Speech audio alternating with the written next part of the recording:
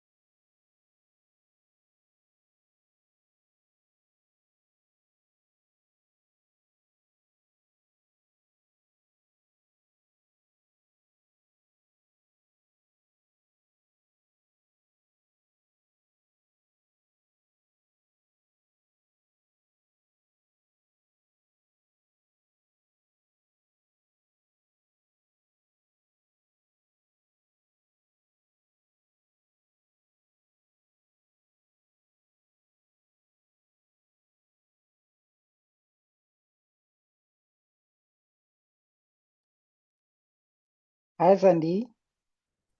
Good afternoon. Good afternoon. How are you? I'm okay. Yes, stunning lady. Oh, thanks. Thanks. Our speakers are already here. Good afternoon, everyone, and attendees, but sorry, I'm the late one. The, It's all good. Today, I'm just going to do a short intro at 5 now, and then from there, Zandli will take over. All right.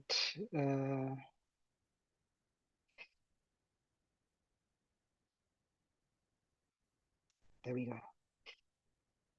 Good afternoon, ladies and gentlemen. Welcome to the third edition of the Youth Entrepreneurship Network webinar series. Today, we are joined by an astounding guest list of speakers ranging from 4 different countries across Africa. The first one, we are joined by Ms. Jolene, who's an evaluation expert from Zimbabwe. And then the second, we are joined by Ms. Sylvie, who is from Rwanda, currently residing in Singapore, who's a smart city expert. And then next, we are joined by Ms. Abba, who's a surveyor, actually surveyor Abba from Ghana. And lastly, but not least, we are joined by the only gentleman for today amongst beautiful ladies, Mr. Isaac, who's joining us from Kenya. And then our lovely moderator, Zandile, who is representing Cyber, will be our moderator for today. And I'm going to leave everything to her. This webinar is brought to you by the Academy of Construction and Real Estate, a professional development institute, which is based in South Africa and operates in 19 African countries. We would love to welcome all of the youth who are participating today, and we encourage you to participate actively by sharing your thoughts, your questions in the chat room. And thank you for being part of this journey. We look forward to a great one. Zandile, the floor is yours. Thank you so much, Albert, for that introduction and kicking us off this evening. Good evening, everybody. I am Zandile Ntlokwana, and I am the Operations Manager at the South African Institute of Black Property Practitioners. So obviously, when we got the call from ACA to say, come through and moderate the session, we couldn't not say yes, because it is an honor and a privilege to connect with our brothers and sisters on the African continent on issues that surround our growth and our development. So this evening's webinar is focused on property development and investment opportunities in Africa. Albert has already introduced partially some of our speakers for this evening, but he also spoke then to putting some questions in the chat box. But maybe if I am just to touch on a few rules of engagement, please, can we have camera on for strictly our speakers? I don't know if the webinar had settings preset, but just in case you are not a speaker, may I kindly request that you do keep your camera off so that we manage the network, but also that you do pop up your questions if you are in the heat of the moment in the chat as our speaker is presenting, just to allow them to conclude. And then, of course, we will make an allowance for some engagement with everybody on this panel. I welcome you all, as Albert has already welcomed us, and we hope for a fruitful engagement. So I have received your bios, ladies and gents, but I do want you to maybe talk us through it. And because we do have Isaac as the minority on this panel, he's the only man, maybe he should kick us off. So just a brief introduction, speak to us and tell us what space you are in, what are you doing, so that the people on the chat can know. And then I will kick off, and maybe Isaac, I'll give you the baton to hand over to our next speaker to introduce themselves. And then once all intros are done, I will do a round of questioning. When you do see my face pop up on the screen, please note that you have just 1 minute to conclude, but I will not interject or interrupt you. So when you do see my face, please be cognizant of a time limitation. But Isaac, please do kick us off with your intro.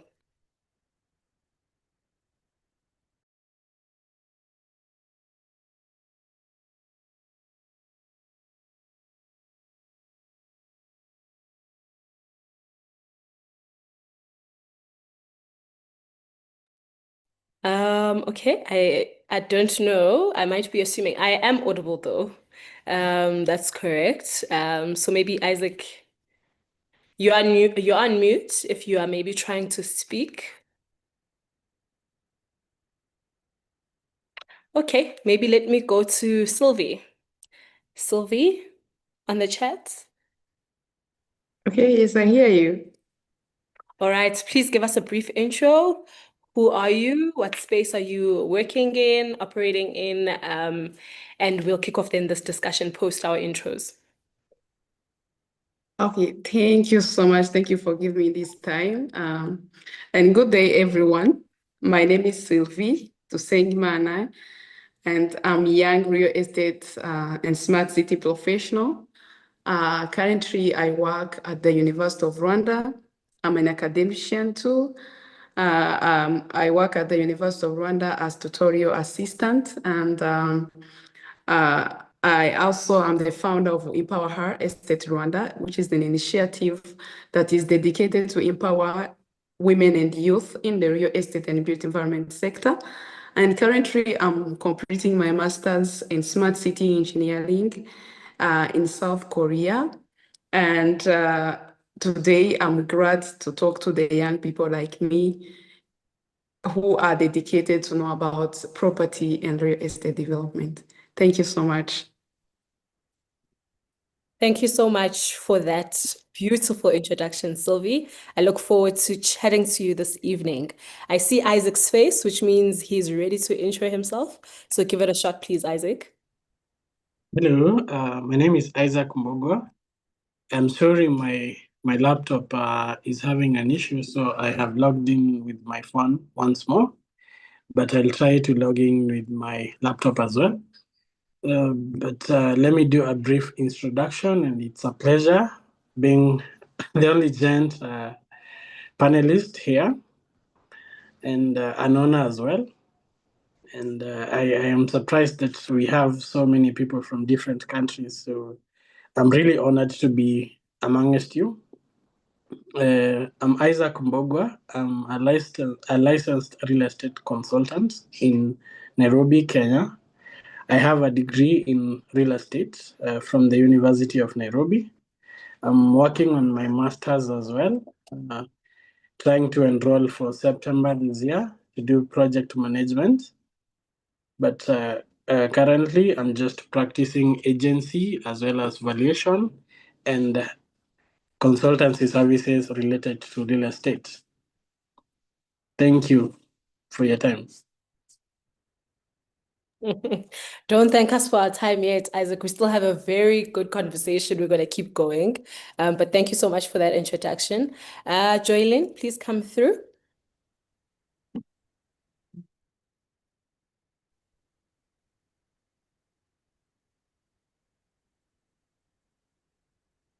Madam Joy. Yes, sure. Good evening. In Zimbabwe, currently it's around 5 p.m., so it's now evening for us. Good evening, everyone. My name is Joylyn Mukundu Morekachiro. I'm a qualified town planner. My first degree was in town planning, and I'm also a qualified property valuer and a chartered surveyor qualified with RICS. I'm also a registered estate agent, and currently I'm working as a property investments manager for the National Social Security Authority, a pension fund in Zimbabwe. I'm also a board member for the Real Estate Institute of Zimbabwe, which I happen to be an immediate past president of. And currently, I'm the vice president for the Zimbabwe Construction Industry Association. It's my pleasure to be here present as part of the panel of presenters. Thank you all. Thank you so much, Joylyn, for that introduction. Look forward to chatting with you this evening. And last but not least, Abba, if you can come through, please. Hi, everyone. Good evening here from Ghana. It's a wet Monday. It's been raining, but the weather is very cool. It's my pleasure, my absolute pleasure, to be here. My name is Abba Amwa. I am evaluation and estate surveyor, with about 18 years in the real estate industry. My experience spans across, of course, valuation, real estate brokerage, facilities management, and real estate training. And so, like I said, I've been in the industry for 18 years, and I'm the CEO of a real estate company called BDZ Properties, where we do valuation of properties, we do property management, we do brokerage as well. Yeah, I'm particularly excited to be talking to the youth today because as part of my mantra, I keep saying that in finding purpose, my greatest achievement will be to impact the life of at least one person in any environment where I find myself. And so I am living that mantra now, talking to the youth about real estate, empowering them and preparing them for the future. So it's my utmost pleasure to be here. And I am also a co-founder of the Accra School of Real Estate. It's a premier real estate school in Accra here, where we do training for real estate people who want to be real estate professionals, who want to gain licensing to be real estate professionals. Thank you. Thank you so much for that introduction, Abba. So if you didn't know, ladies and gentlemen, this is a youth entrepreneurship network, and it's running a series of webinars for the rest of this week. So we are kicking off day one. So we need to do it proper. I see on the chat that Ipeleng is saying, I don't know if it's technical problems coming from my side. There's an echoing sound that comes when people are talking. Please give me a thumbs up if it's sounding the same on your side so that we can then see if it is in fact a platform issue or it is an Ipeleng issue. But for me, I'm hearing everyone well, and I am assuming everyone is hearing me well. So maybe just try and log out and perhaps log back in Ipeleng. But if somebody else is having a similar issue, please let us know so that we can sort it out. I will kick off with Abba, who already introduced, I think, the school, Accra School of Real Estate. And my question to kick off our discussion this evening, Abba, is as a co-founder of the Accra School of Real Estate, what are some of the gaps that you see in traditional education that you feel the next generation needs to fill or to fill out in order to succeed in the multifaceted roles that an industry like ours provides, like facilities management and brokerage? Well, I'll just start, by saying straight to the point that there's too much theory and not enough practical exposure. That is one of the issues we realized, and these are some of the founding principles of the Accra School of Real Estate. We wanted to do away with that. And so, for instance, for our school, we do a lot of practicals. We believe in the fact that, real estate has to do with more practical than theory.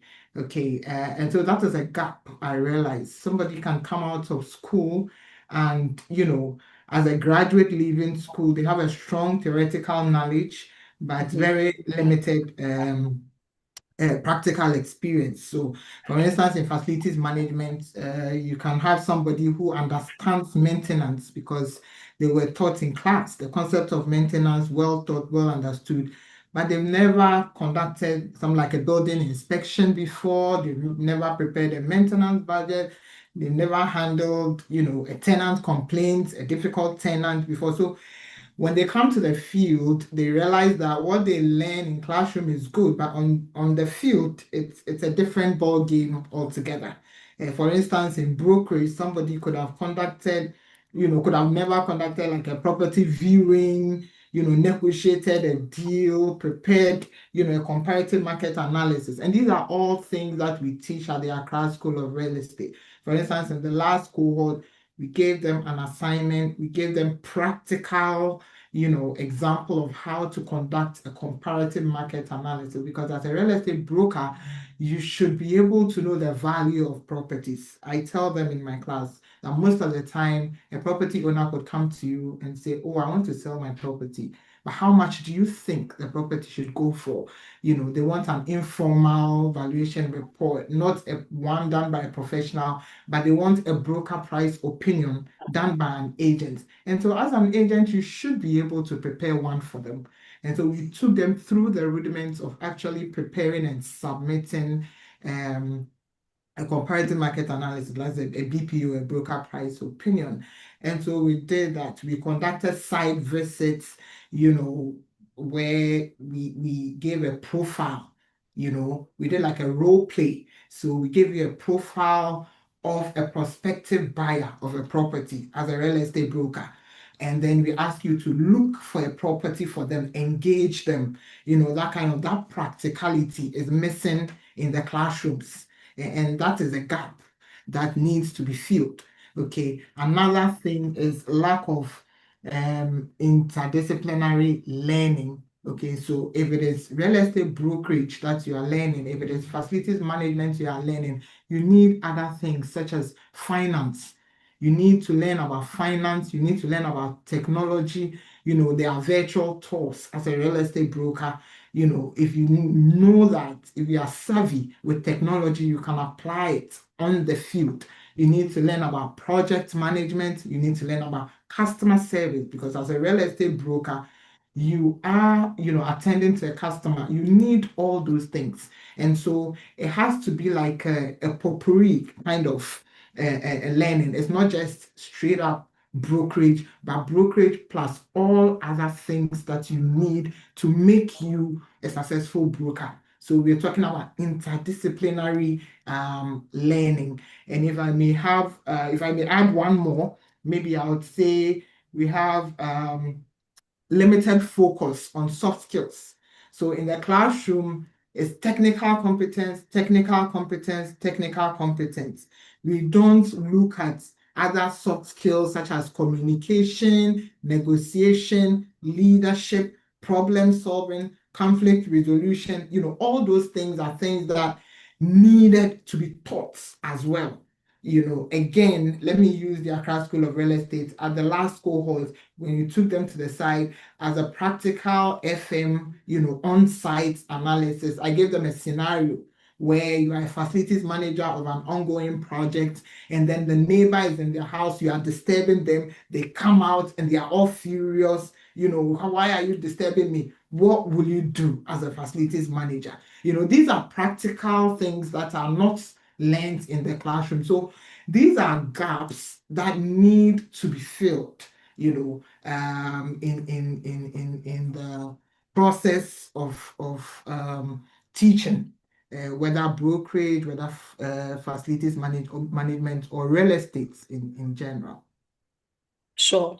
No, thank you so much for that response, Abba. And I think what I like about this platform and what we are trying to achieve is that we are seeing some synergies across different pockets of the continent, of efforts that we are making in order to make infrastructure development an accessible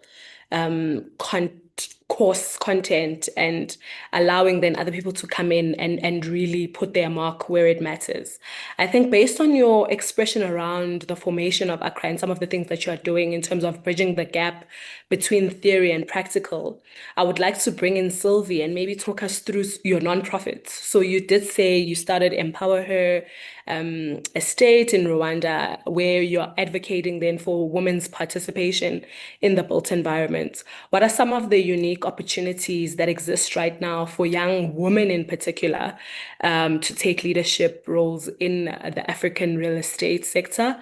You can speak to the Rwandan context, but based on Abba and what Accra's school is doing on trying to bridge the gap, what are some of the things you've been able to achieve as well with Empower Her?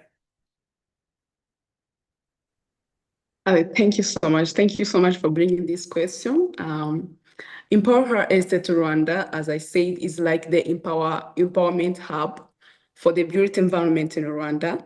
And it was founded on a simple but powerful belief that gender equity and sustainability in the real estate must go hand in hand. Right now, I can see like 3 concrete opportunities for young women The first one is capacity building and knowledge, which are more accessible than ever.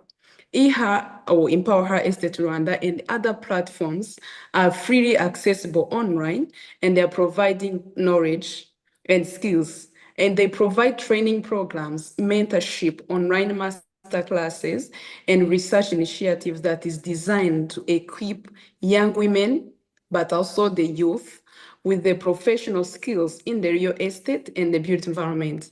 And the barriers of geography and cost are now, I can say that are now falling.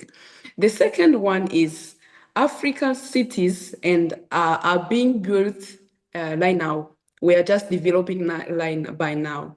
Kigali, Nairobi, Accra, Lagos, and other African cities are growing very fast with the urbanization, and they need professionals who understand both the technical and human dimension of that growth. So when we talk about young women who invest in their skills today, are positioning themselves to reach tomorrow.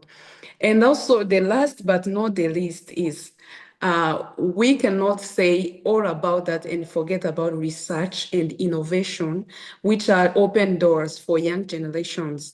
My own thesis, doing thesis by now, my master's thesis on smart meter and in-home displays in Kigali residential sector. I can say that is a very technical and forward-looking topic. Young women and youth must not shy away from research, or they must not shy away from technology and policy. These are the spaces where decisions are made and where your influence lives. So the message from IHA is clear. The message from Empower Her Estate Rwanda is clear. Show up, that's the first. Prepare and keep going. Your courage can open doors for you have never expected that will be open. That's what I can say. Thank you so much. Sure. Thank you. Thank you so much, Sylvie, for that. Just to bring Madam Joylyn in, and perhaps let's still speak to the theme of education, bridging the gap between theory and practical. Madam Joy, on mentorship, so you have a strong history of mentoring RIC students and some junior professionals.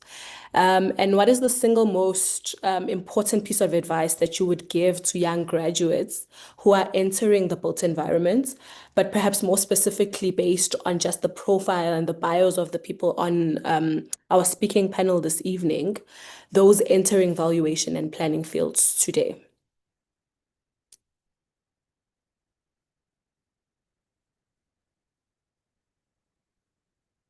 Thank you for the question, ma'am. In response to your question, I would say in mentoring the young professionals, what is key for them to know from some of us who've been there in the industry for quite some time is you can be very good in terms of doing the job, in terms of having the qualifications, in terms of handling your tasks. But when it comes to the industry, there are challenges that you can meet, which can actually test your ethical practice. So over and above having good qualifications, being good in your job, the key advice that I would offer to the young professionals is for them to uphold ethical practice. What do I mean by ethical practice? You have to be someone who is honest. You have to be someone who takes responsibility of your actions, especially when it comes to valuations. I'm sure we are all aware of the history of the global crash. It should be 2008, which is attributed to the errors that were made by valuers. They overvalued properties, and clients were misled to over borrow. And when it came for the time for the properties to be attached, they didn't fetch probably not even 50% of the values that had been given by the professional valuers. So my advice is you have to act in good faith. You have to offer a good service, but be very professional. I know there are a lot of temptations, especially when it comes to planning and valuations. Someone would come as a client, they have already done evaluation of their property. All they want is your signature. And at times you are tempted to give in. Obviously, it's for a price, but professionally, that is not good for you, for your record. Be known in the industry as someone who is professional, who is ethical. Yes, we want the money at the end of the day, but it comes with a price. Your reputation is key. What happens normally in the industry is clients, they know us very well. They actually know that if I go to Joylene with a figure, she will obviously give in. If I go to Thomas, he's a non-starter. So let your brand be known, let your ethical practice be known out there. Be firm, be very professional. In as much as we want to make profit at the end of the day, we have to be very professional. I'm privileged to be a RICS member, and through training as a RICS member, ethical practice is one of the keys issues that they value. So it's one of the things that I urge the young professionals to actually focus on. And it's good that for us as the Real Estate Institute of Zimbabwe, as you have mentioned, we have synergies with other regional countries, the likes of Botswana, the likes of Zambia. And one of the things that we are hammering on is good ethical practice. So for someone who would want to benefit from these synergies, yes, you may have the qualifications, you may have the experience, but just check on your ethical values. Are you upholding ethical practice at the end of the day? Because at the end of the day, it's not about you, but it's about the profession. Sure. Thank you so much, Ms. Joy, on that expression really around mentoring and building and upholding ethical standards. I want to pivot a little bit to Isaac, and I know you're in a bit of a niche market yourself with Avenue Scope, but I think Madam Joy touches on some really critical elements on building brand credibility and trust. So in just 5 years, you've been able to build a reputation as Isaac the Realtor. And we'd like to know what the strategy is for young property consultants to be able to build their own personal brand, but a personal brand that is able to gain trust from high net worth investors and reputable developers.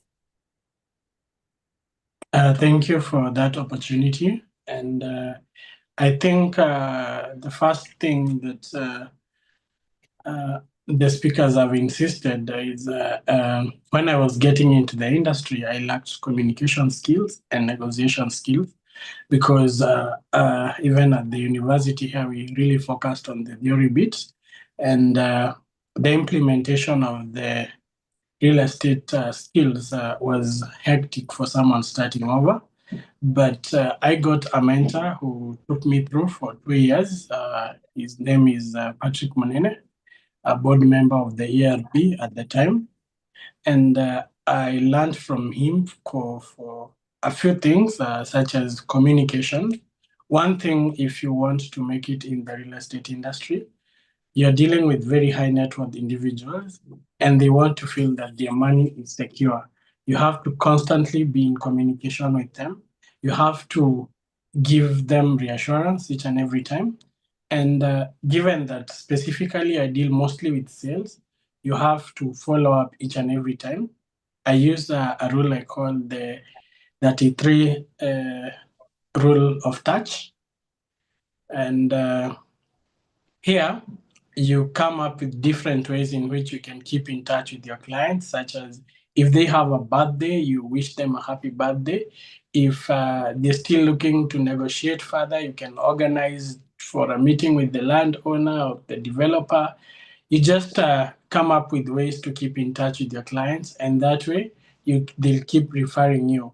That's why you see that there's so many agents in the industry, but there are only few that clients keep coming back, and they come back to those agents who keep in touch, or you get referrals from a person whom you keep in touch with. So that is something I had to learn the hard way.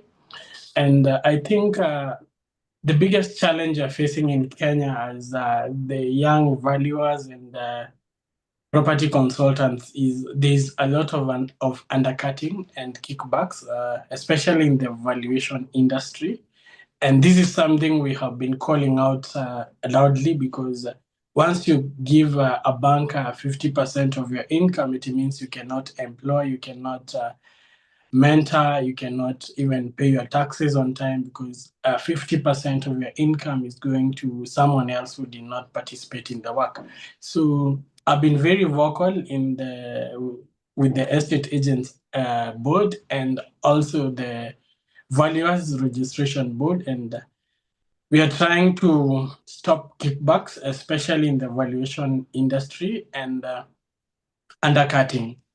For a job, interestingly, we had some times back, we had a company was looking to hire valuers for a valuation tender, and it was sad that the valuers scale of fees, the amount was coming to around Kenyan shillings 56 million in compensation, but you'll find that their company is quoting as low as 3 million, which is not even 10% of the required fees. So this is the biggest challenge the young valuers are facing, that because of this undercutting, the kickbacks, you'll find most of them are underpaid. And that's why I decided to come up with my own platform, whereby I said, if you're not paying me my full cut, if it's agency, I get 3%. If it's valuation, I go by what the scale says. I'm not doing that work. And interestingly, you'll find that there are people willing to pay for your service. If you remain authentic, there are people who are willing to pay for your service, no matter how expensive you are. So at the beginning, it might slow down, but in the long run, people learn your value and appreciate the value you give them, and you'll surely do business. Sure. Well, thank you so much, Isaac. I think it's very important that we remain upright and uphold ethical standards. I love that you spoke about people doing business with people. And really then there is some benefit in keeping in touch with some of your clients and your stakeholders in an effort to build credibility. And I love that you are raising some flags in terms of kickbacks in your country, because this platform is then allowing us to even benchmark against other countries. I mean, Ms. Joylyn was speaking about how they're doing it on their part, and I think it's a wonderful learning moment and something we could take on even offline to see how you could implement on your side of town. But in the same breath, I think if I can, Ms. Joylyn, you are managing, and I may be incorrect with my numbers here, but you are managing a 246 US dollar million, or oh yeah, you see, the numbers are not numbering, guys. I'm from South Africa, please. Yeah. But a 246 US dollar, 246 million US dollar property investment portfolio. What are the special indicators or the specific indicators that you look for when you are identifying such high potential development opportunities in the South African or the Southern African market context? What are some of those considerations highlighting this ethical and upholding of particular standards? What are those specific indicators that you are looking out for? Thank you for your question. Our portfolio currently is worth 246 million United States dollars, like you said. And in terms of probably the factors that we consider as a good investment or that drive us to invest in some development opportunities, what matters most is the location, first of all. Whether we are talking of a commercial development or residential development or industrial development, the location is key. Currently, if you look at Zimbabwe, I'll give an example of where I come from. You find that historically, we used to have some areas that were zoned for industrial out there in the out of the suburban areas. But currently, you find that the in thing in terms of industrial property business is industrial warehousing. And we've got massive new developments that are happening uptown, up beyond Borodale. There's a place which is called Pomona. there are a lot of warehouses that are coming up, modern ones, no more brick and mortar. It's a sustainable construction material that we are considering currently. So because of the location is prime, those zoned for industrial is very prime. It's in sync with the type of the structures that we are coming up with, and it's making the warehouses very marketable when it comes to finding even tenants that occupy such types of properties. So the key factor is location. A development project is supposed to be properly or correctly located in terms of even the transport network. It has to be reliable, it has to be accessible. In terms of communication network, it has to be available as well, readily available as well. And then the other key issue that we consider when we are looking for development opportunities, we also consider the issue of zoning compliance. So whatever we want to invest into when it comes to development projects, the zoning has to be in sync with the use that we want to pursue.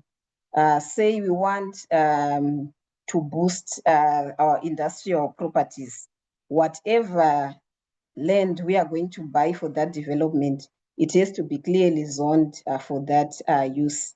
That's another key factor that we consider. And then the other issue is to do with the financial viability of the development when it comes to your rate of return, when it comes to your NPV. When we talk of the Zimbabwean market currently, a good return for, say, a commercial retail currently is fetching a return of up to between 7 to 8%. And when we talk of an industrial return, which is probably convincing currently, it can be something which is around 10%.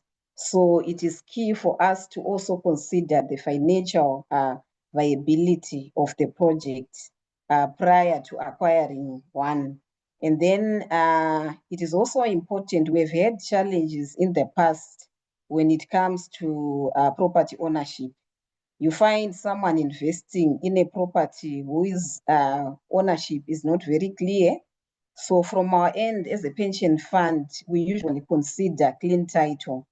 If it's a private piece of land, it's supposed to have a clean title without any mortgages attached to it. And also if we consider probably land from municipality, this can be through some triple Ps or JVs.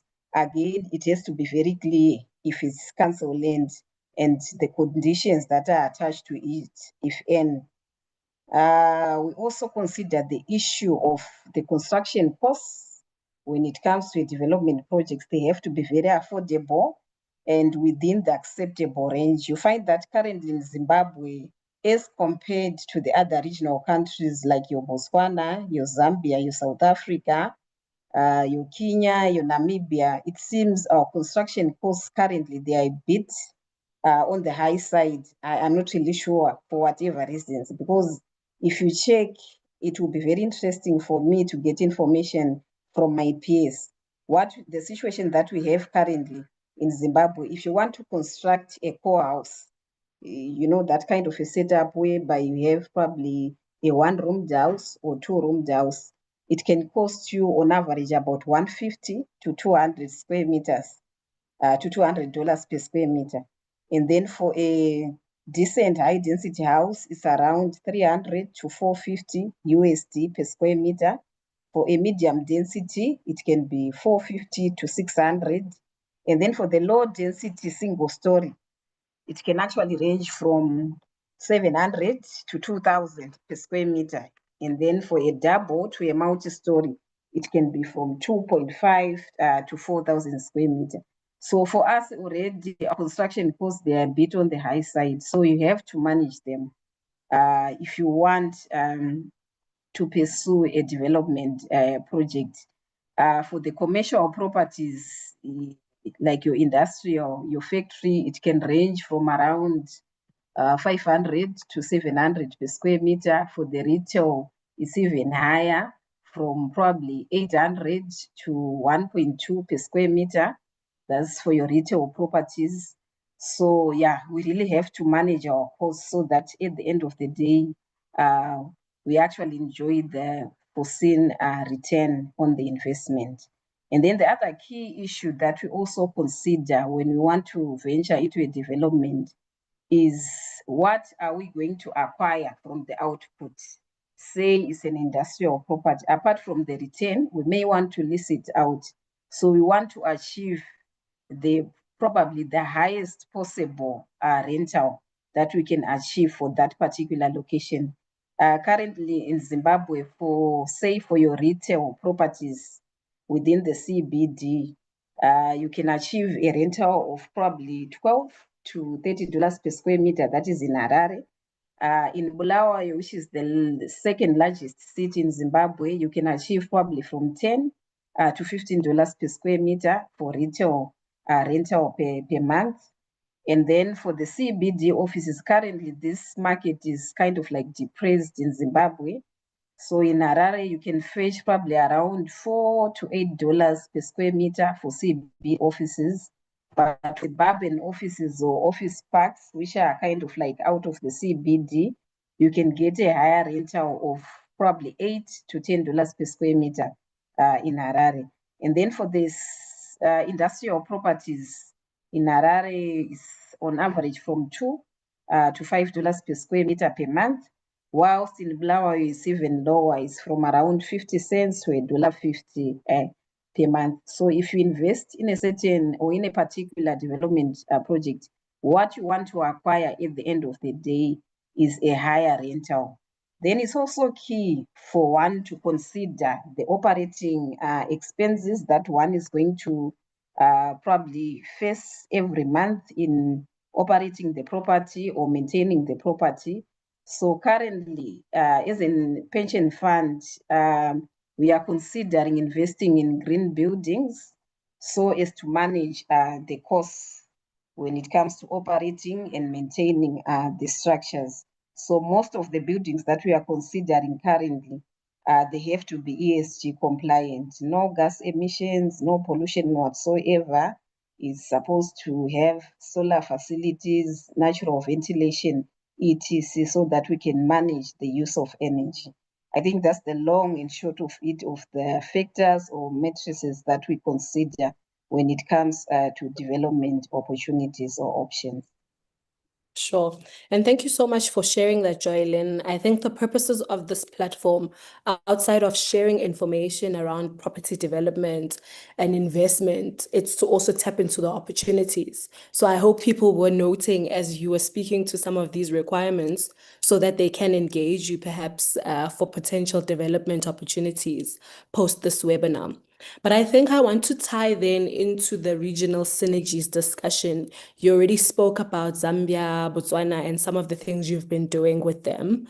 And having been then instrumental in fostering some of these regional synergies, including the first REIZ Winter School in Zambia, and MOUs between real estate bodies in Zimbabwe, Botswana, South Africa, and Zambia.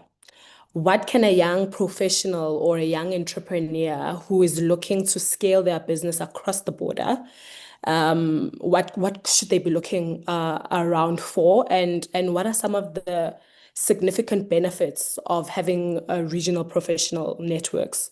You spoke to some high costs in terms of construction.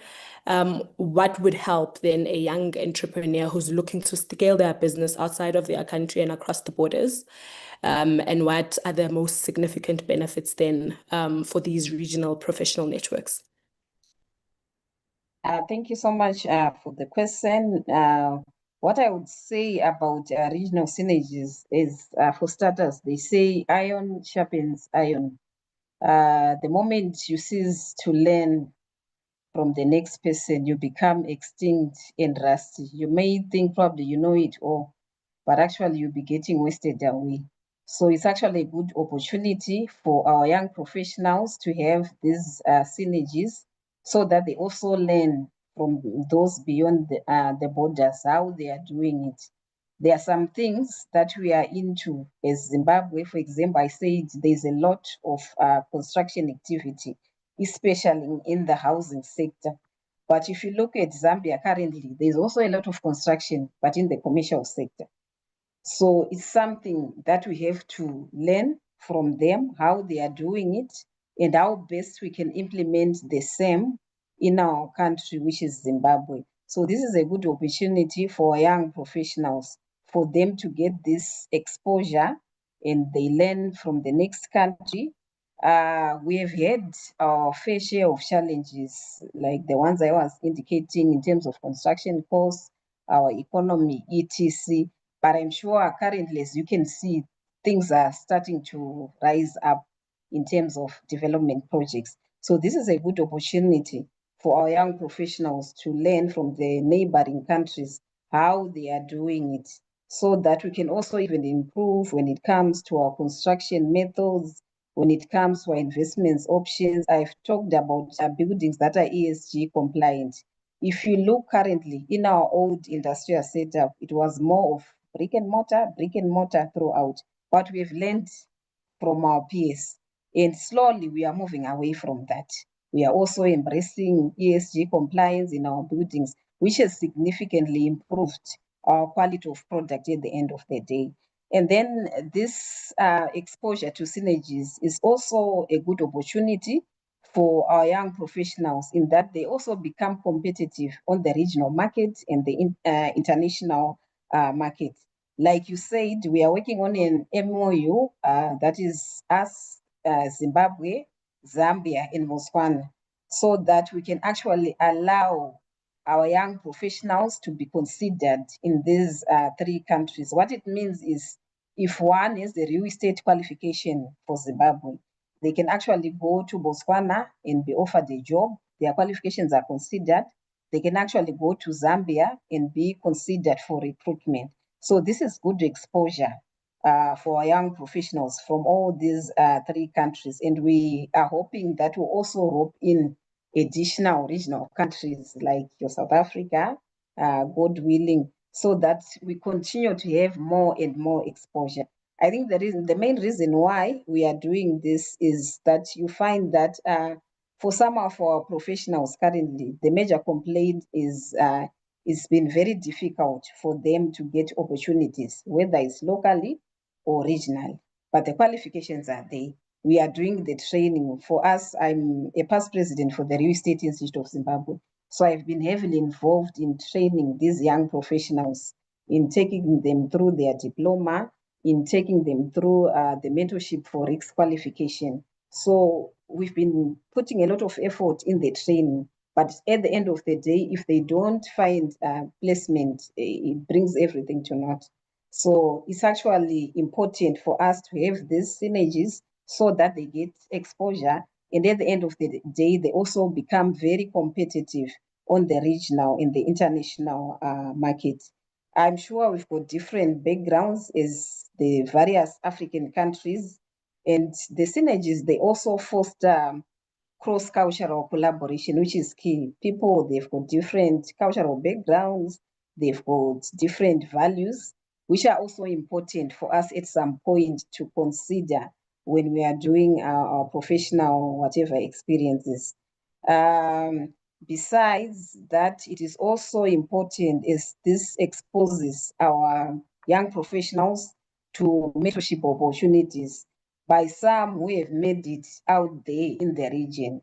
Yes, there are some local champions, probably back home, we can be local champions, but there are some other people that we can actually learn from regional who have made it. Some, they've got their own companies that are doing very well regional. So that mentorship is actually key for our young professionals. They will always learn something which is new, which will put them on the spotlight.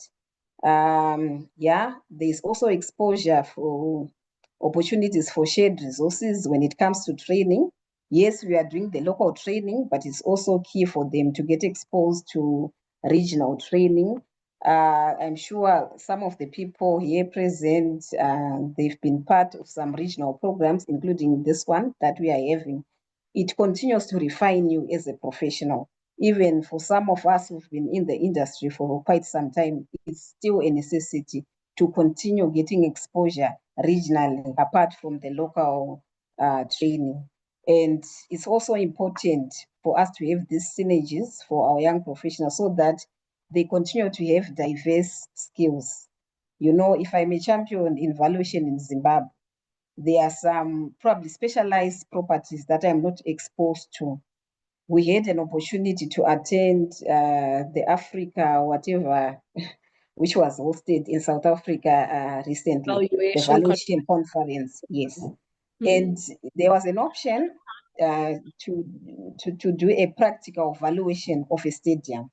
That's a very good experience. So you find that in as much as okay, in as much as we have some trainings, practical trainings in Zimbabwe, some master classes, that kind of exposure is not very common, and it was a very good opportunity for some of us. So yeah, I think in summary, that's what I would say. Those are the benefits of regional synergies, and that's the reason why we are pursuing them. Sure. Thank you so much, Joylyn. And I hope you weren't worried about this hand gesture. For me, I was No, clocking it. okay. So I wasn't saying it's your time up. I was saying actually what you are saying about the practical opportunity to do a valuation of a stadium is the true essence of these. So I was basically saying well done, as opposed to to timing you out. So apologies if that set you off a little bit. But I love that you also touch on green building, ESG, and the likes. And interestingly, that is Sylvie's research focus. Or a component of it in terms of smart cities and sustainability. So, Sylvie, with your research focus on global smart city engineering and energy management, how should the next generation of developers rethink residential building design to address urban resilience and sustainability? Thank you so much. Thank you so much for bringing this question. This is exactly what my thesis research is exploring. And I'm really excited to share some of those insights. My research focuses on adoption of smart meters and in-home displays in Kigali's residential housing sector.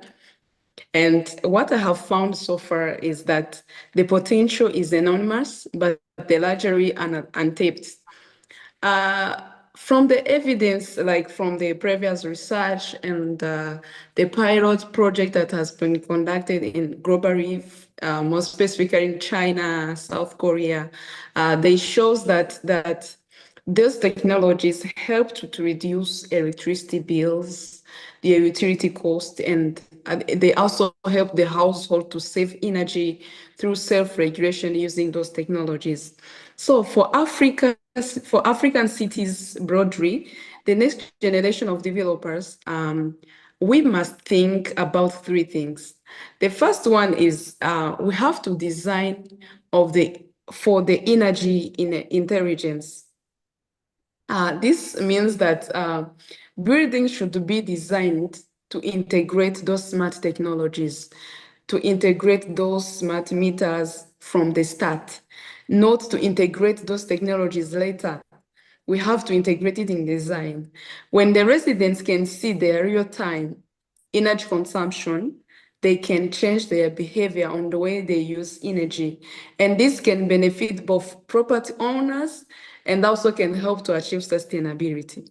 And the second one is we need to address the local barriers on a street because the Kigali's barrier is different from Accra's barriers. So we need to address the local barriers on a street. For example, in Kigali, the main challenges are affordability. The household is very difficult for them to afford those technologies. And the low awareness, most of the people, they don't know those kind of technology. Even the developers, they are not aware. And the trust and the privacy concerns, it's very hard for the people to share the data, to share the information about how they use their energy. And also the infrastructure gap are the main challenges. For the developers and policymakers must tackle those challenges together. They have to work hand in hand. So through subsidies, through tariff reforms, and through awareness campaigns, those challenges can be addressed. And also the third one is we need to connect building design with the national goals. If the national visions, for example, if the national vision targets carbon neutrality and sustainable urbanization, the developers who align their project with those goals can easily access to funding, can get policy support, and can also be on the right side of the history. I can say the bottom of the line, I can say smart, energy efficient residential buildings are not a luxury. They are the foundation of resilient African cities. Thank Sure. you. Sure, the foundation of resilient African cities. Now, I want to add into this conversation because I believe BDZ Properties is a champion for affordable housing. And so through smart strategic partnerships, how can young property professionals and entrepreneurs creatively structure deals that can make affordable housing both profitable but also socially impactful? Right. So, what I would say first and foremost is that young property entrepreneurs need to disabuse their mind of that notion that affordable housing means lower profits.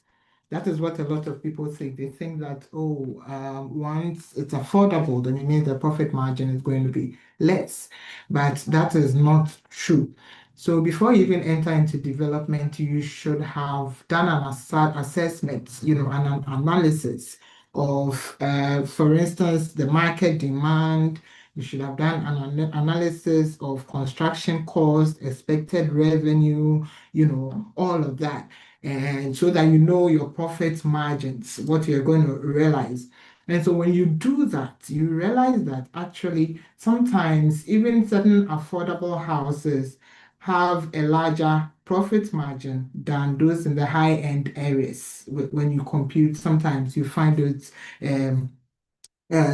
things coming up. And so the young professionals must know that there's a lot of opportunity that exists in the affordable housing sector. Okay. And, the opportunities exist for people who are prepared, people who are informed through education, and people who are ready to roll. Okay, by virtue of the fact that there's a housing deficit in Africa, there will always be demand for housing and affordable housing for that matter. When we are looking at the statistics, we realize that for Africa as a whole, the total, deficit in housing is around 51 million housing units. And out of that, Nigeria alone has about 22 million. In Ghana, it stands at about 1.8 million. And for South Africa, I'm sure all the other countries have this deficit.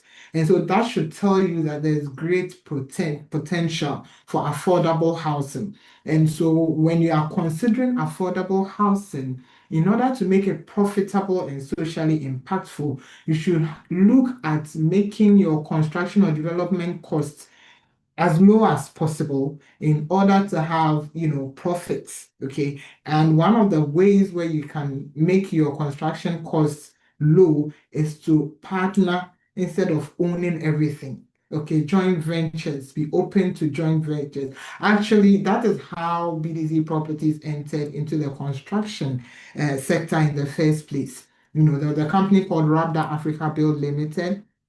They had land, vast land in a place called Beachley in Accra. And so we also came in with our resources and expertise, and then we teamed up. And then we started building, affordable housing units in that part of town. And so, yes, joint venture, find somebody who has land. We know that one of the key things in construction and in the value of any property is the land. And so if you have somebody who has the land and you bring your expertise, you do your construction, and then you find a profit sharing scheme. And so with that, it lowers your construction costs for you to be able to put up this affordable housing. Again, you can adopt incremental development models. Okay, so we all know that in Africa, access to mortgage is not as it is in other parts of the world. and many African households cannot afford to fully, buy a home. Many African households, and so they do it incrementally. In Ghana, that is what happens. Most people build gradually over a period of time, and so with affordable housing, you can do same. So let's say, for instance, you build a 1-bedroom house expandable to 2 bedrooms. So in order to minimize your costs, you can just do a 1-bed, leave enough space for the one who intends to buy to expand to 2 or 3 bedroom as they so wish at their own pace. You could totally do that, or you could sell service plots. Okay, so you sell the service plots and then they come and they build incrementally. That is also one way of going about this. It lowers the entry cost for buyers while still maintaining profitability for the young professional who want to go into affordable housing. Another way is also to use alternative construction technologies. Okay, I know Africans pride themselves in brick and mortar. I know in Ghana, for instance, it happens. Apart from the fact that a house is a place of abode, Ghanaians pride themselves with home ownership. And so they want to see the brick and mortar and not any other thing else.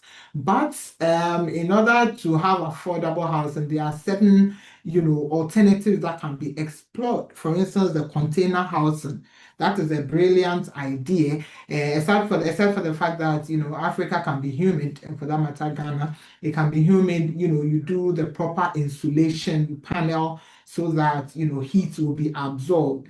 And then you put up container houses. It's happening here in Ghana. People use it, but it hasn't caught on really well because of, again, the culture. People want to own brick and mortar. So these are alternative technologies that can be used. I heard of the bottle house in Nigeria.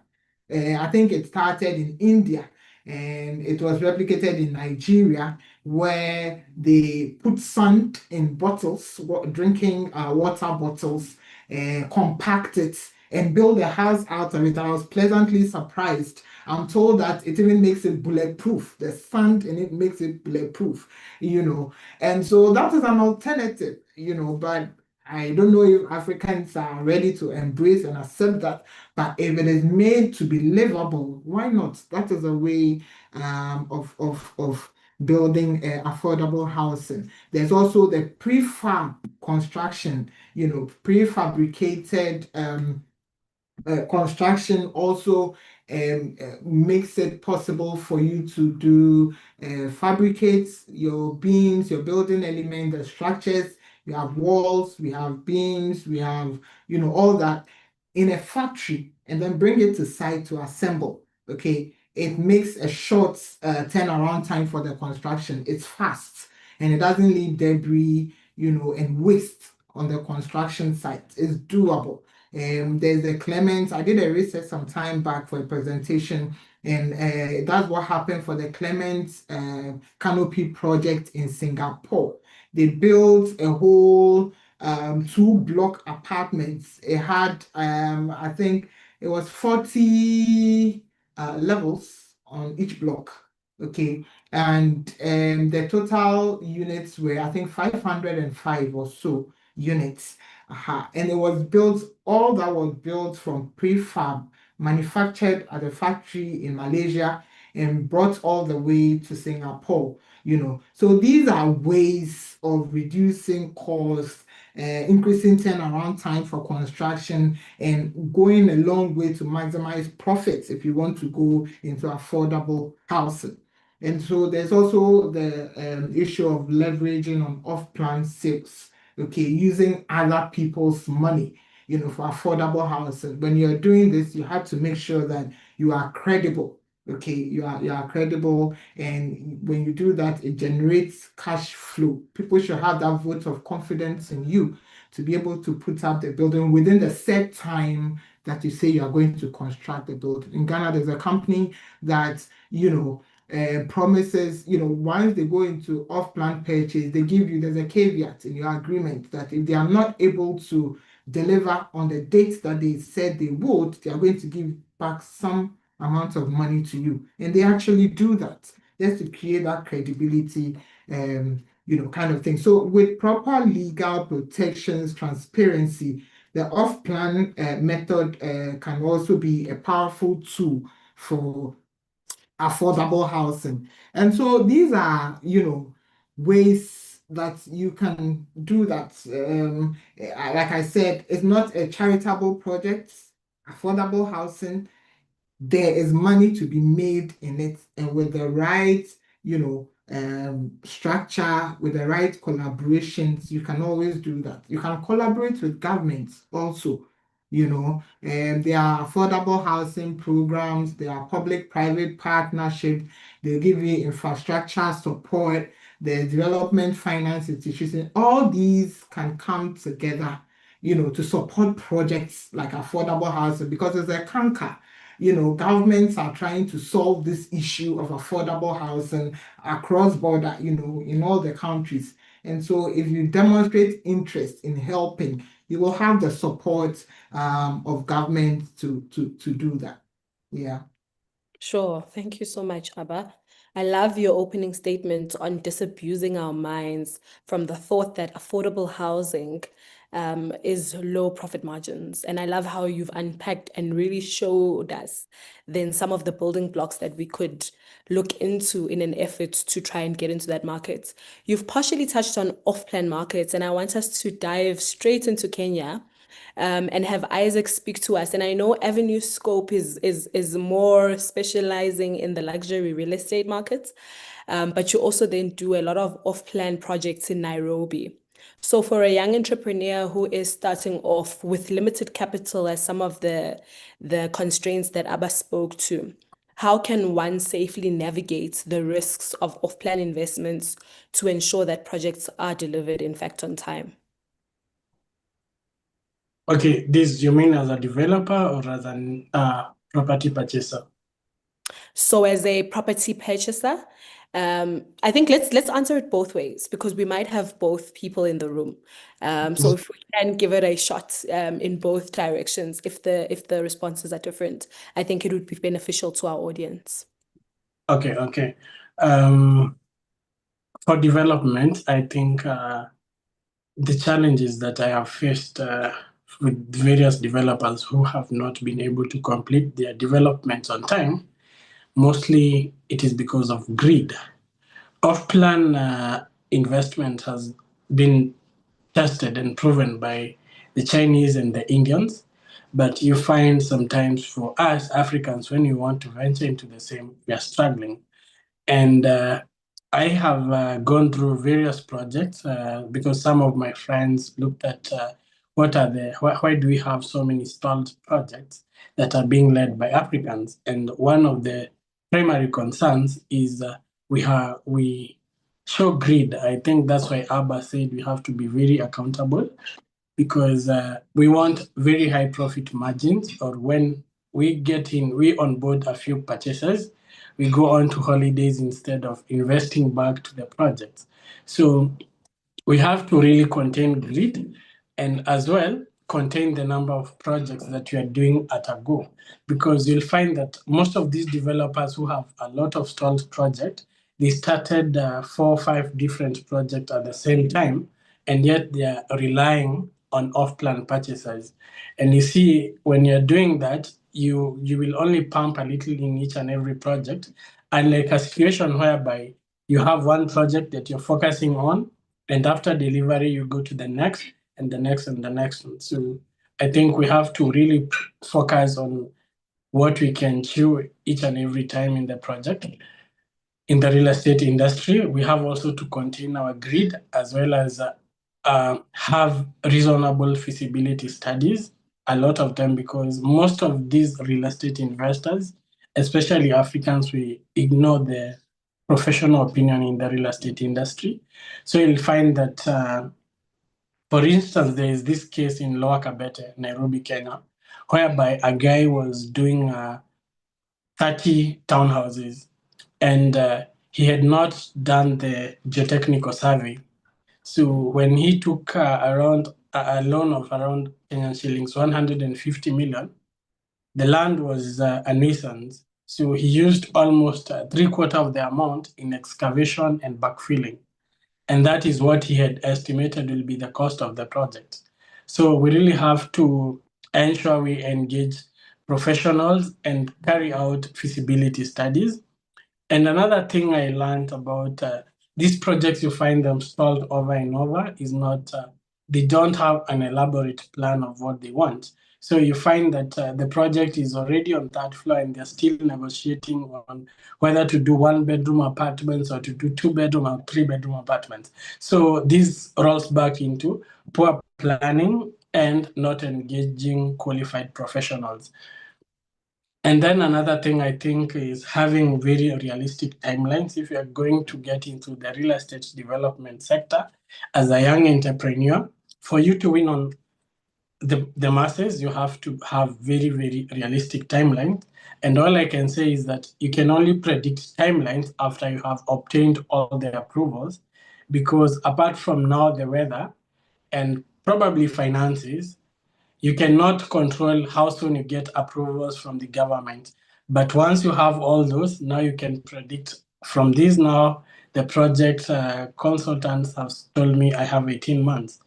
Hence, that would be a realistic timeline. And you will realize that because in Kenya, we have lost around 1.2 trillion in Kenya installed real estate projects, people will be very concerned about timeline. So if you say it's 2 years, let it be 2 years. If you say it's 3 years, let it be 3 years. Deviating to 3.6 years, 4 years, now the next project will struggle and the next one will struggle, and the chain continues and you'll find yourself in a lot of court battles and all. So typically, I think those are the primary concerns in the real estate sector. But there is a lot that we can get from the upcoming universities as young entrepreneurs, where you invest in student housing. Actually, my project was on student housing, and I did a case study of Chuka University, whereby out of the 1,600 students, only about 40% had decent housing, and that gives you about 1,200 students who need housing. Another case study is that of the Nairobi University. You'll find that the university said it has 81,000 students, while they can only accommodate about 21,000.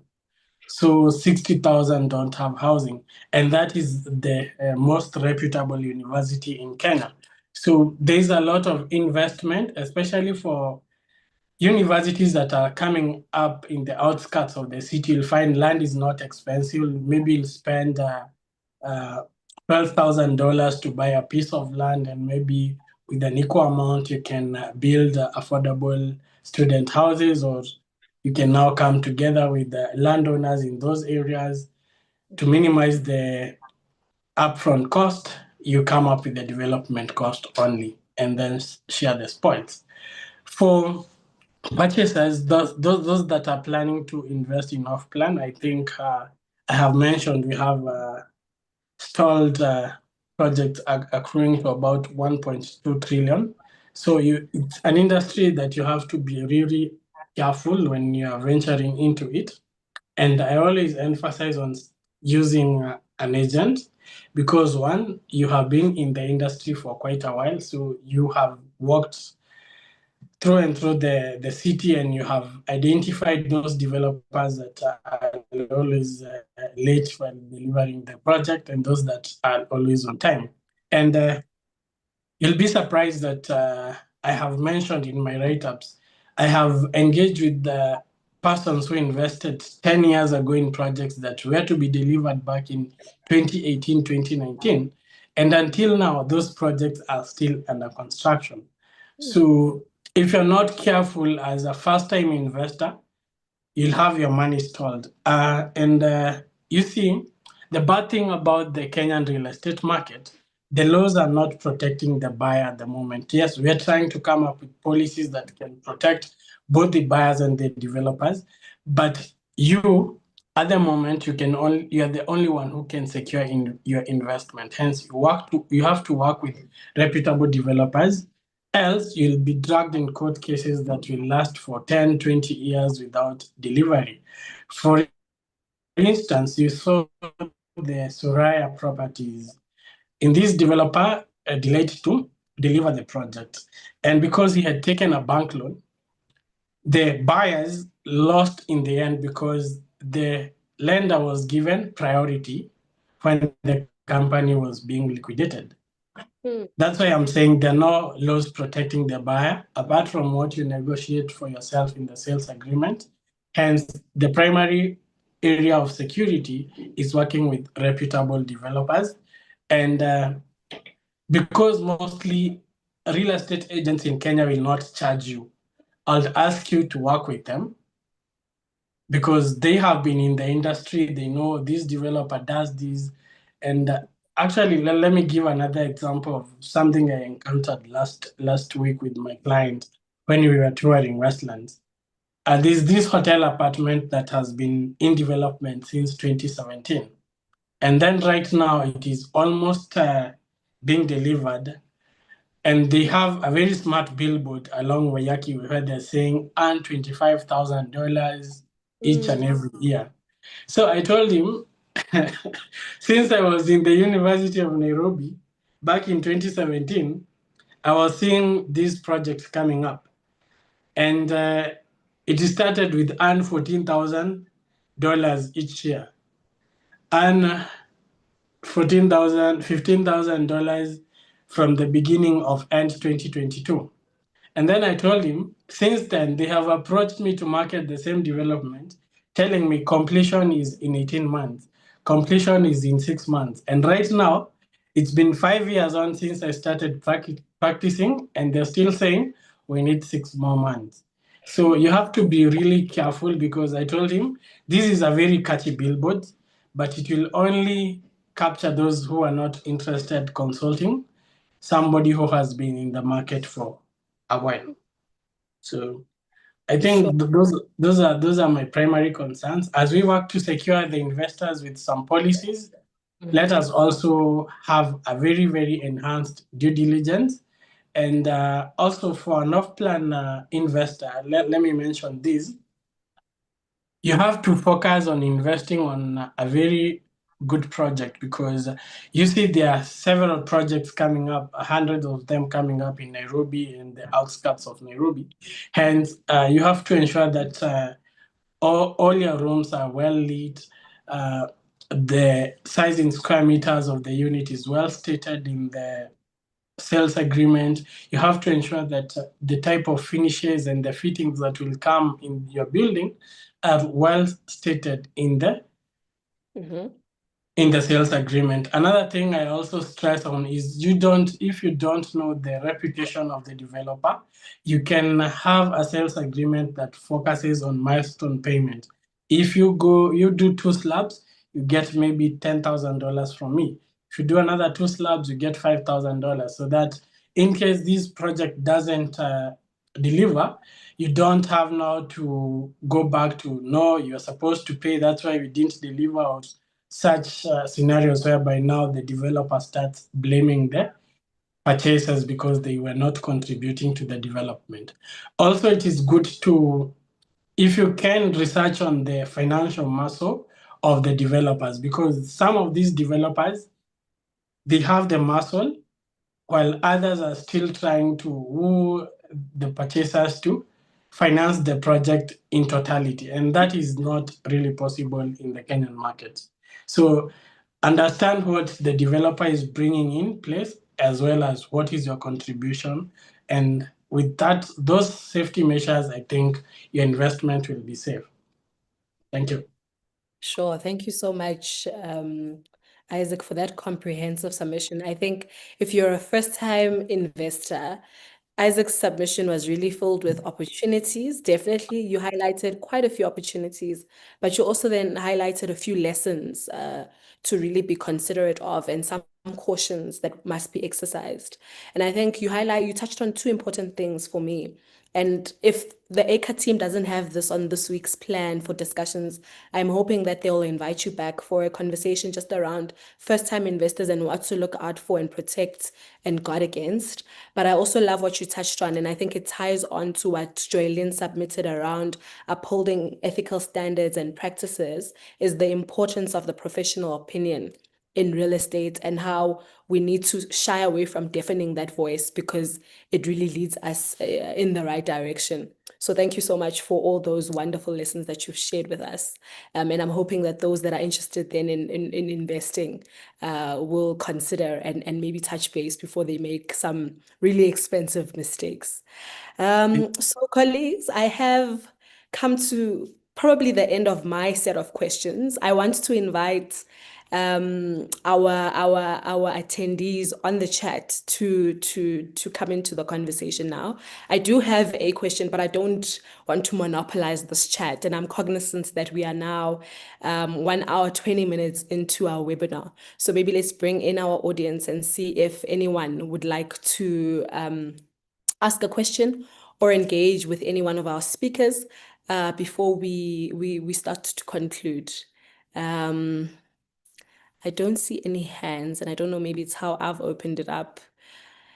And no questions in the chat. Is there anyone on the chat who would love to ask and engage some of our panelists?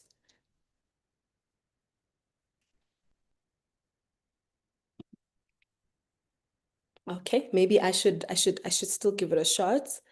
And maybe ask my question. So this question is not for any specific person, but I'd actually love that each of our speakers take a bite at it. Obviously understanding that we are in different pockets of the continent, and I think our perspectives matter, particularly for a conversation like this. So the theme of this webinar series is around empowering the next generation of property entrepreneurs in Africa. Now, given the diverse markets that each one of you represents from Zimbabwe, Ghana, Rwanda, and Kenya, what is the one frontier opportunity in African property development that youth today should start preparing for?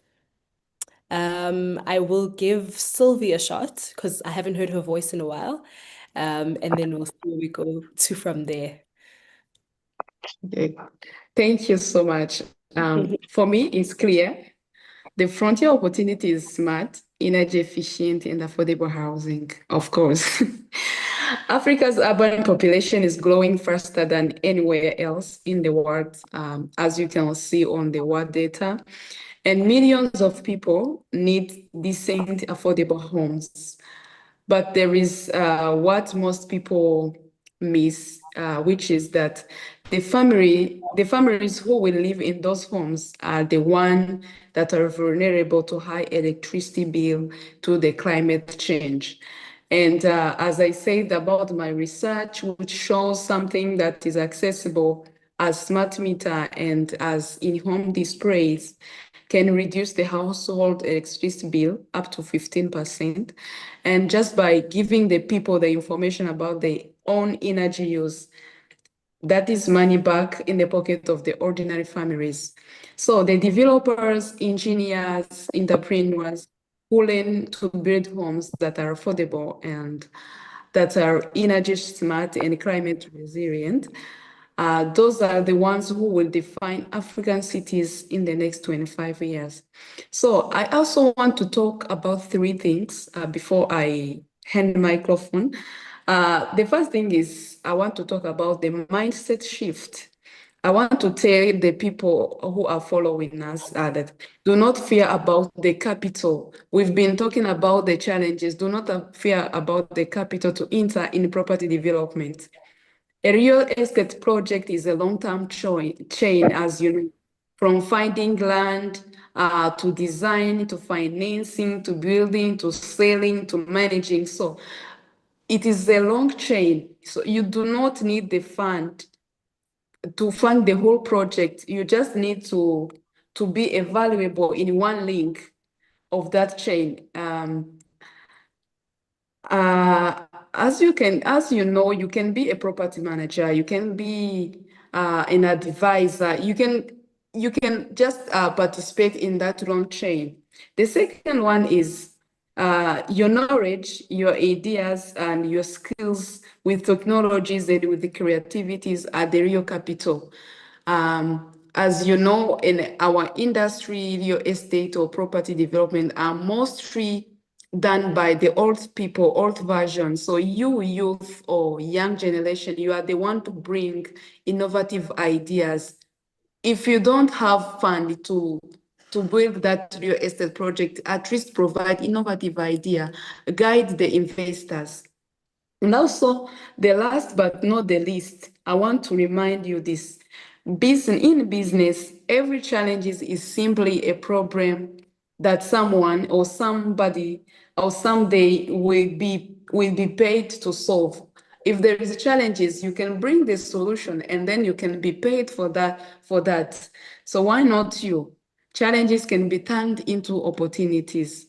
So my my advice to the youth today is learn technology, keep learning, keep informing yourself, understand the policy landscape, connect with the organizations like this organization that is giving us this platform, and also start building. That's my advice today. Have a Sure. good day. Yeah. Thank you so much, Sylvie. And I love how you ended your sentiments around learn technology. And I couldn't help but realize that we have 5 countries connected to this chat. And that's just the beauty of technology and how it brings us together. And if we can capitalize, we can really change the trajectory of the African continent, rather. Madam Joylyn, please come through. And it's 246 million US dollars. I finally got it right. I kept practicing and practicing. Please come through. All right. Thank you so much. Probably I would like to add more flesh to what the previous speaker just hammered on. I think for the youth, the low-hanging fruit is low-income housing. But the how part is what probably we can assist each other with. For now, start small. Don't give yourself pressure to want to start with the big projects. Start small, do it well, and definitely clients, they will follow you. They say that quality pulls the crowds. In other words, the crowds, they follow quality. So whatever you do, in terms of your service, let it be above board, let it be attractive to your clients. We emphasized on ethical practice. Let's do away with shortcuts, trying to become rich quickly before time. If you do it in the right way, definitely you'll be able to stand the times. You'll be able to probably have a good reputation that follows you in the industry. From the Zimbabwean perspective, you find that currently, when it comes to land, we are talking of low-income housing. Some youths will ask to say, how will I access the land? Buying land from a private owner is very expensive this side. But you know what? Since we are saying start small, you can actually buy land directly from local authorities. Don't worry about the big cities, your Harare, your Bulawayo. Even the small towns, land is actually cheaper in those small towns. If you talk of for those who know Zimbabwe, there is a very small town out there in Manicaland, which is called Inyanga.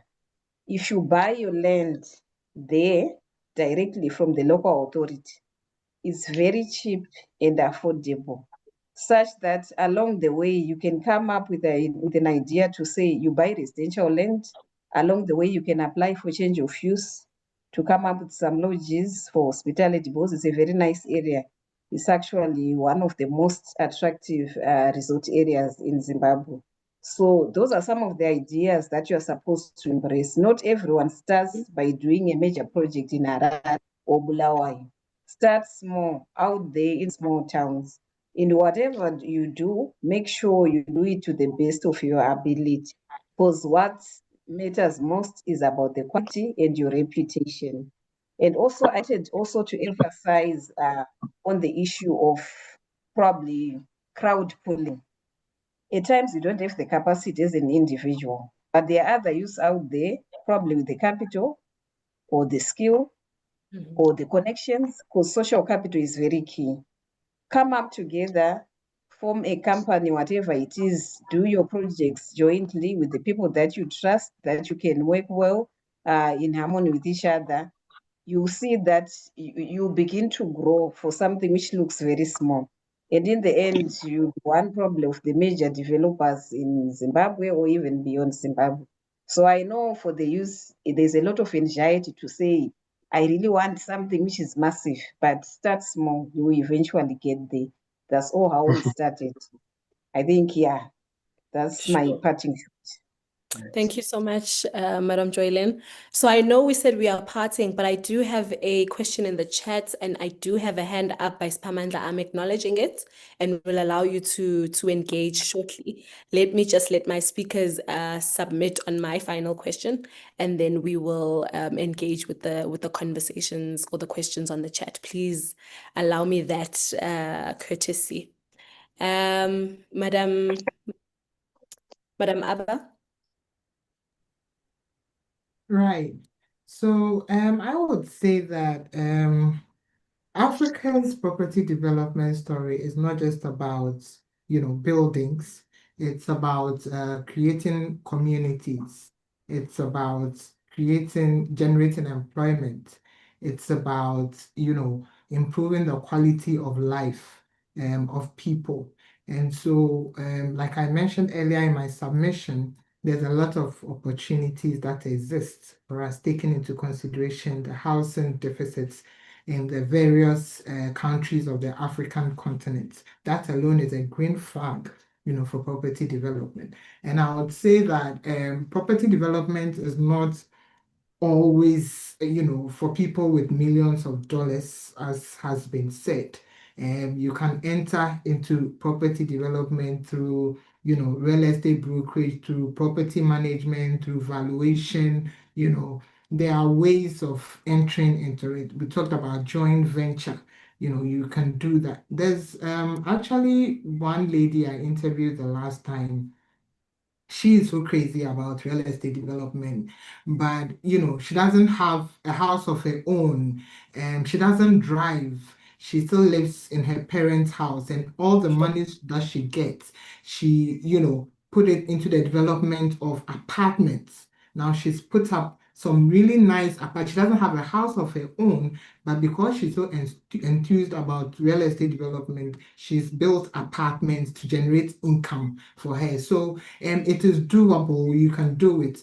Most of the time, knowledge and networking comes before capital. So make sure that you gain knowledge in the area of real estate, wherever you want to whatever you want to do in the space of real estate development. If it is brokerage, if it is facilities management, it is valuation, if it is construction, make sure you gain knowledge in that area, and then you proceed from there to chase capital and then enter into full-blown real estate development. Sure. Thank you so much, Abba. And last but not least, is it the rose among the thorns or the thorn amongst the roses? Isaac, please come through. Okay, for me, I have a few points. For young real estate graduates and professionals, I think there's a lot that we can venture in. You can focus on content creation in real estate. It's easy to create content. It is easy to get to as many people as possible using technology. And since you're tech savvy, please take that opportunity. Like the host said, we are 5 nations hosted here because of tech. And you can get to as many people as possible using technology and then try and add value. And the best thing about being into real estate is that if you're offering service, you have very minimal capital requirements. So just focus on adding value in the area that you're focusing on. What if it's property management? Try and create content related to property management. What solution are you offering to landlords? What solutions are you offering to tenants? And if it's valuation, tell us how you're coming to help us. And again, if it's real estate investment opportunities, what are you offering for both the low income and high end income investors? Another thing, I think there's a lot of opportunity, and I think two of the speakers have said, Abba and Joylene, is positioning yourself to joint venture opportunities. I think for a country like Kenya, there are a lot of landowners who are yet to know what to do with their land, and they don't have the capital to develop these land parcels. And some of these are both in high-end areas and affordable areas. And I think there is a lot of missing. What is missing is somebody who can package this land to a development opportunity to someone who has the muscle to come in and develop this land. So you yourself, you can position yourself as the link between the landowner and the financier who will do the development. And I believe it's the same case in other African countries where we have a lot of undeveloped land because the landowners don't have the muscles to do that. And another thing, I think what is lacking in the African market, we have very limited data that is related to real estate. You can package yourself as a data consultant, whereby you're offering solutions on what will it cost you to do this, what is it required of you, and even maybe historical data of what was trading, how much was one bed costing a few years back, and is this data verifiable, and how can we make this, how can we have a data bank of real estate? And lastly, I think we have to position ourselves as energy producers in the real estate industry. You see there is a lot of consumption of energy, whether in ready-made homes and projects under construction, and currently energy in Africa is very expensive. So I think this is a sector whereby we can improve on coming up with the alternative sources of energy, especially for affordable homes. And this is an area that I think young real estate entrepreneurs can make a lot in terms of investments. Thank you for your time. Sure. That's Thank all. you so much, Isaac. Thank you so much. And thank you so much to your fellow panelists for really giving us your time. Spamandla, I'm coming to you now. Please feel free to ask your question. Okay. Please I just want to introduce yourself for the benefit of our speakers. Okay, am I audible? Yes, we can hear you. Okay. I just want to know. Oh, thank you. Thanks for the webinar and the host and everyone to be here. My question is that what are the challenges that you have faced in your journeys, and how did you encounter? How did you come to solve those problems that you can give us as young people, that you should not face those mistakes also? What are the mistakes that you have made in your journeys that you must not do as young people? Sure. Who's going to take that first? Anybody can give it a shot. That's a question from Amanda. So what are the challenges you've encountered in your journey and how have you overcome them? Maybe I can go first. Okay. I think as a young real estate entrepreneur, you have to define your payment methods because, and especially when you're working with friends and families, let them understand that you're charging so that you don't expect payment and they're expecting a free service. So I think the first and most important step as a young real estate investor is securing your payment. And please have it in written contract. Like if you're getting 3% for the sale, or if you're charging for valuation, please have it written in either our WhatsApp chat or have it written in a contract, because I have lost compensation because I just thought this is somebody who understands how the real estate industry works. I'll charge them 3%, and then they go and tell me I'll buy you lunch. No. So it is quite frustrating for young entrepreneurs, because sometimes you assume that everyone knows how much you charge, but some of them they just want to take the advantage of you. And then lastly, kindly don't play around with your reputation, because have the right information, associate yourself with the right persons, and guard your reputation to the grave, because this is what keeps you surviving in the real estate industry. Thank you. Thank you. Thank you so much. I want to add something too. I also had a challenge when I was starting. I'm young like you, I'm still starting. I cannot say that I have reached somewhere. But the first challenges that I faced is when you're starting a business or when you have an idea and you share with some people, sometimes they will discourage you. You will meet some people to discourage you. Uh, to address that challenge, it's better to look for mentors, have mentor who will guide you. Not all people will discourage you. Some people will start telling you that, you see, some people started this kind of business, but they failed. So how are you going to survive, or how are you going to succeed? Look for mentors that will help you.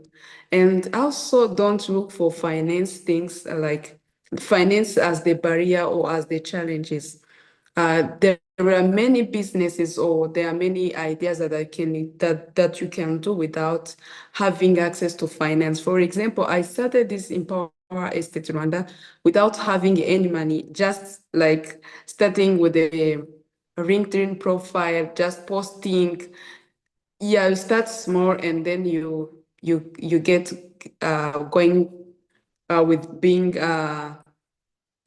visible on social media, and then you connect to different professionals, you get connection. That's how people grow. So don't be discouraged by the finance, and also don't be discouraged by people who can discourage you. Look for mentors, and also keep moving. Thank you.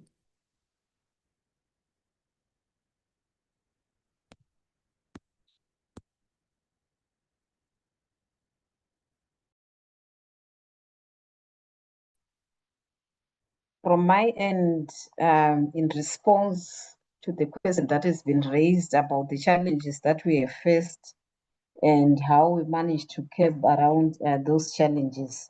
Number one, I think it's very important as a young business professional to be very clear and precise when it comes to the scope of work.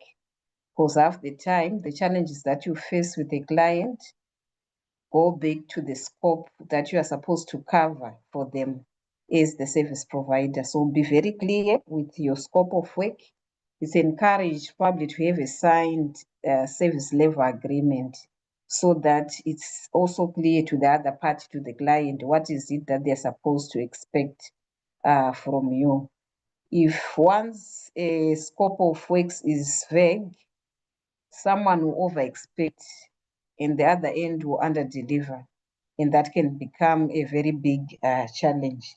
And then the other issue is about timelines. I think as a young professional, don't overpromise out of excitement or greed, probably for money. We are supposed to bite what we can chew. In the event that probably there's a certain client whose task you can't probably commit to because it's beyond your capacity, it's always good to be frank with the client and probably refer to a senior, someone whom you know is very competent within the industry. There is nothing wrong about actually being frank with the client to say, you know what, yes, you want this done, but this is beyond my capacity. I think just being honest is good enough to save your reputation than for you to overpromise and then at the end of the day, you underdeliver. Remember, we have talked about ethical practice, which is closely linked to your reputation in the industry. And then the other issue is like what the other speaker said, mentorship is really key. If you have a mentor, they will guide you on your day-to-day operations. They can actually assist you to improve in terms of your business conduct. You find that with some mentors, they actually check on you probably on a weekly basis. What are the challenges that you have met? What are the lessons that you have learned from those challenges? It helps you to continuously improve. So I also emphasize on the need to have a mentor. Even if probably you have your own firm or you are running a project which you initiated by yourself, you need a mentor to guide you through that particular project. I think, yeah, that will be my response to that question. Sure, Right. thanks. So Thank you. And finally, let me just add quickly too, if you're talking about mistakes that we made in our real estate journey, well, first of all, mine will have to do with not leveraging on social media soon enough. You know, naturally, I'm not one to sit behind a camera, to have my face out there all over the place and all of that. And so I didn't hop onto the social media, even LinkedIn, you know, early enough. And when I did, with all the response and the exposure and all that came with it, I said to myself that I should have started like way back. So this is an advice to the youth that, you know, we have social media. Please, by all means, use it and use it positively. Your social media page shouldn't be a page where you show what you are eating or the travels that you made or how you're enjoying life alone, but you put your business on there because that is what people see what you're doing and it travels fast, you know. And so make sure that you build a good social media presence and it will help in your real estate career. Another thing also is about chasing commissions instead of building relationships early on. You know, it was like strict, yes, commission, 5% or nothing, 3% or nothing. But with time, I got to know that sometimes in certain cases, a commission lost, but a relationship gained is better than the other way around, because you know what we say, your network determines your net worth, you know. And so there are certain relationships that has given me far more than commission would have given me. Not to say that you shouldn't charge the required commission, but you should have that discerning mind, you know, to be able to have that, you know, intelligence to know when a relationship is better than commission. So yes, these are my submissions. Thank you. thank you so much, ladies and gents. So we have a question on the chat from Matthias. My name is Matthias or Matthias. Apologies for butchering your name, from Ghana, and I'll be happy if I can be given the opportunity to connect with Madam Abba to know more about the Accra School of Real Estate. I saw the ACA team respond to this request with a link to your LinkedIn, Ms. Abba, so you will be getting some engagement. I hope you do not mind. And then we have a question from Ipeleng. How can a South African investor enter property markets of the mentioned countries? I don't know if everyone wants to give it a shot, or we can just have one response. I know Madam Joy Lynn touched briefly, but we were focused on high markets and perhaps high infrastructure development projects. And Isaac partially touched on it as well, but I'm inviting any one of our speakers to advise Ipeleng on how can a South African investor enter property markets of the mentioned countries. From the Zimbabwean perspective, just probably more in detail this time around. We have what we call ZIDA, the Zimbabwe Development Agency. is the main organization that facilitates investments, especially for foreigners. So all you need is just to probably get in touch with them. They can actually assist you probably to identify some investments opportunities that are available, or probably if you have information of investment opportunities that you want to pursue, you can avail the information to them. They do the checks and balances for you, but generally there are some legal requirements. That is, obviously they require your identity details, your passport, your verifiable bank statements, the source of your funds. It is to be very clear to them.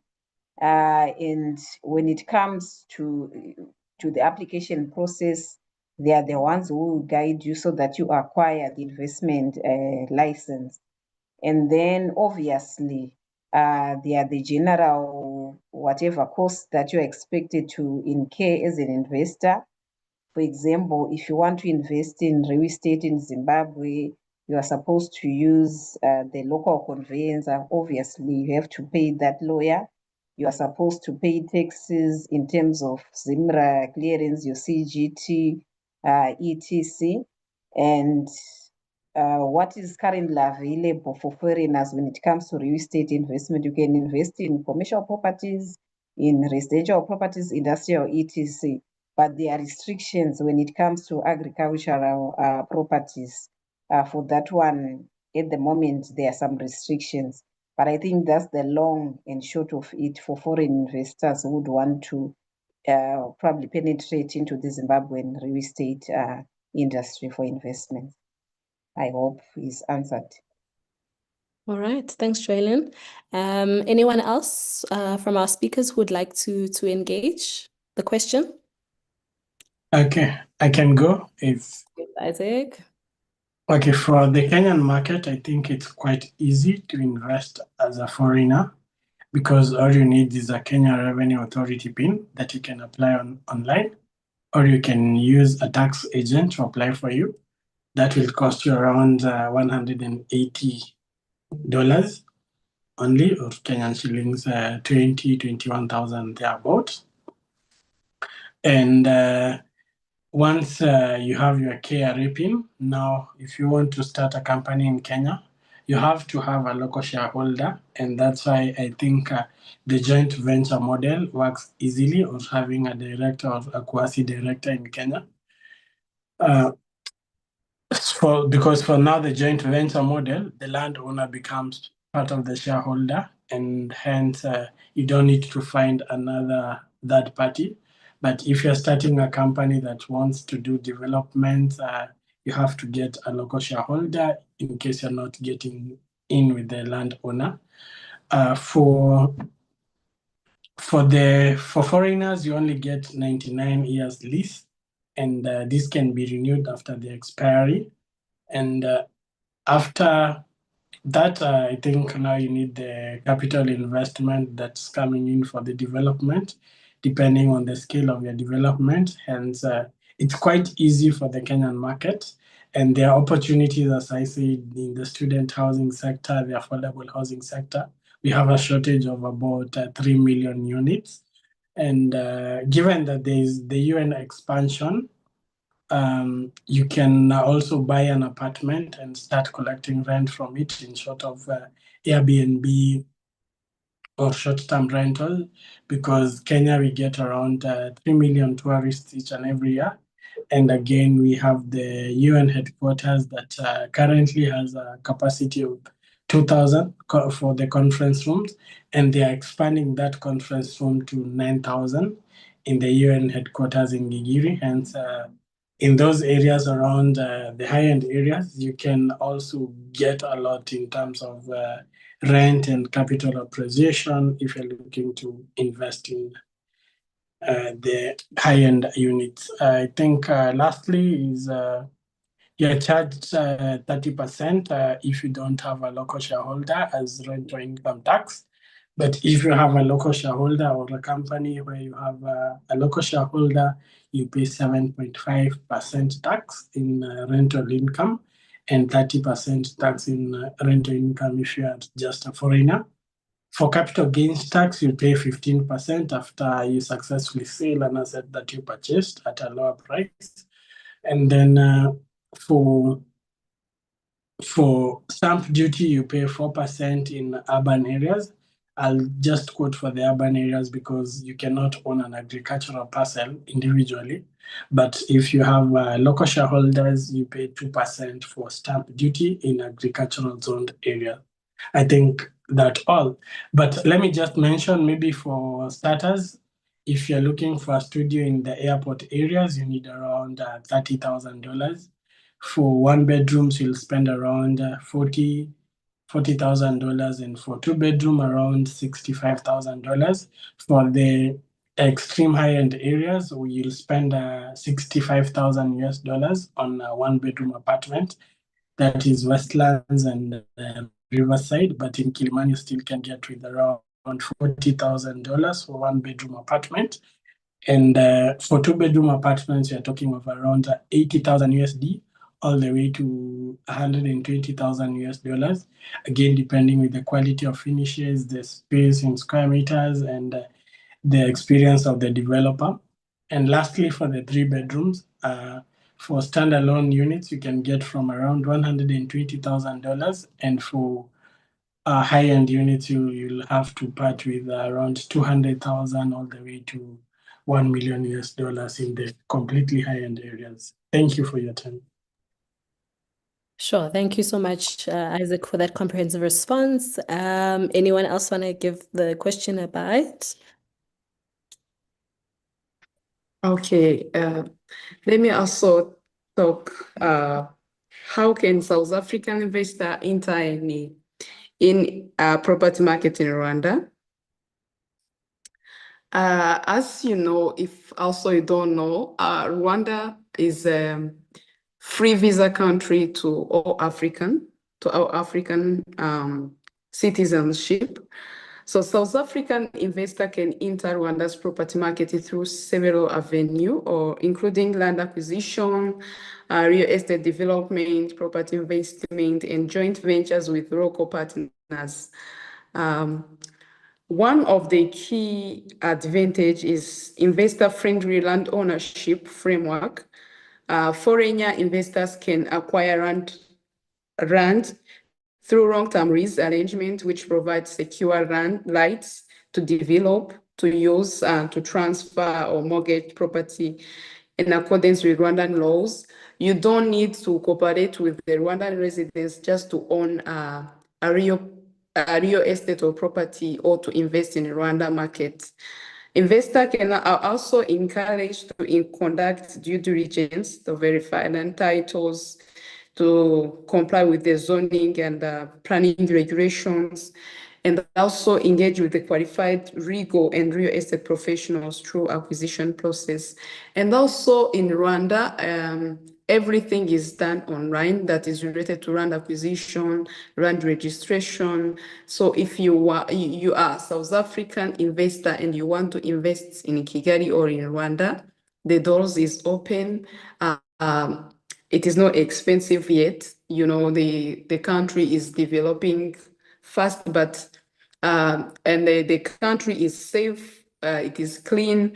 It is good for investors to invest in Rwanda, and the process is quite not hard. It's quite simple and easy. Informations are available online, and you will get the professionals to assist, and you can get the perfect rights on rent as a citizen.